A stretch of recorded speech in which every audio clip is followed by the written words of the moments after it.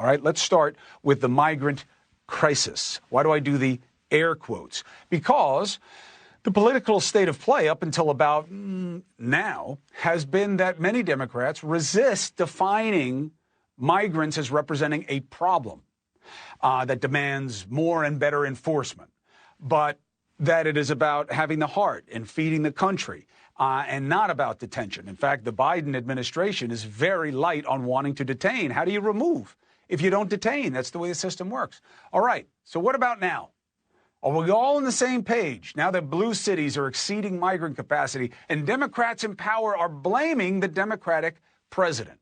Here in New York City, since last spring, 110,000 migrants have come, okay? Now, oh yeah, it's because of Texas. In part, but small part. 13,000 came from Texas. The other ones made their way here. Why? They don't want to stay in Texas, all right? So what do you do about it? Who is to blame? What is the fix? Is there resolve? All good questions, and we have someone who will answer them with power. The first formerly undocumented immigrant to win a seat in Congress, New York Representative Adriano Espaillat. It is good to see you, sir.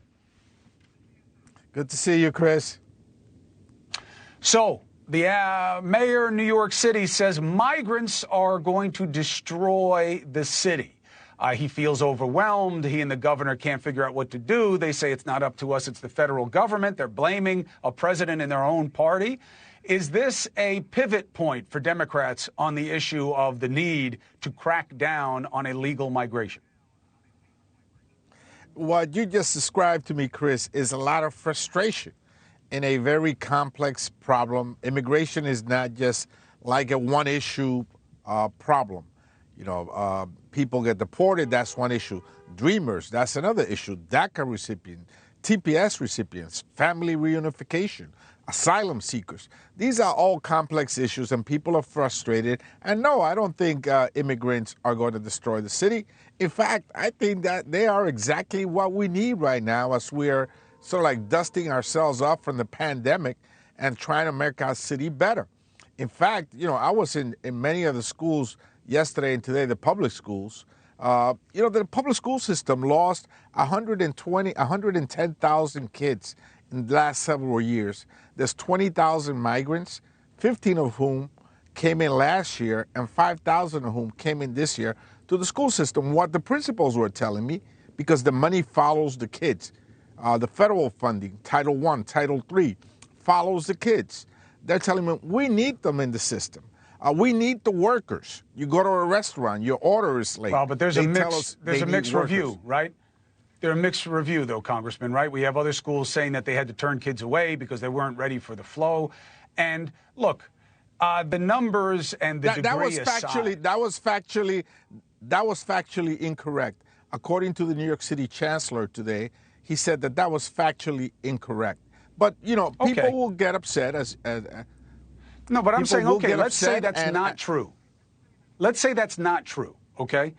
It can't all be untrue, right? The migrants coming in uncontrolled, and I don't mean that in a way to demonize them as human beings. I'm demonizing the process. I don't think anybody can disagree that we need new blood in the country to fill the jobs that the people here right now don't want to fill. We have an ever-growing gap of jobs and people willing to do them. So I'm not arguing that. It's about how they get in. And the Democrats, to be fair, have led with their heart and get accused of not using their head. The Biden administration doesn't want to detain anybody because they think it's a bad look. You can't remove people. You can't control the process. You can't control the flow if you don't have any standards and enforcement. You get that, don't you? Well, I get that. And I'm not saying that there should not be any border control. I think that there should. But one of the values of our nation is for people that feel they can seek asylum because their life is in danger from a dictatorship, because they've just been through a horrible natural disaster. There's a drought, a hurricane. Or whether there's another crisis that puts their life in danger. Our basic values throughout history has been that you can come and knock on our door and you can make your case. And there should 100%. Be that possibility. That land should be offered to them. Now, what we have with 100%. The migrants here in New York City, all they need is a work permit, Chris. They want to work.